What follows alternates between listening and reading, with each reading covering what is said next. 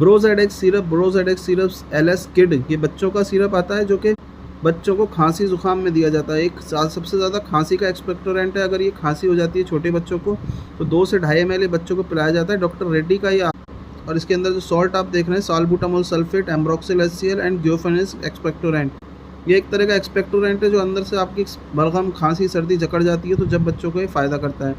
और इसका जो प्राइस आप देख सकते हैं ये आता है आपका 118 रुपये का इसका प्राइस है, जो कि आपको 100 रुपीज़ का डिस्काउंट के बाद आपको पड़ जाता है। तो इसको आप डॉक्टर के अनुसार आप ले सकते हैं। 2 से ढाई ml आपका ये दिया जाता है और अपने आप डॉक्टर से पूछ सकते हैं। और ये हाँ फ्लेवर में आता है, ये रेसबेरी फ्लेवर का और भी ये अलग अलग फ्लेवर में आता है।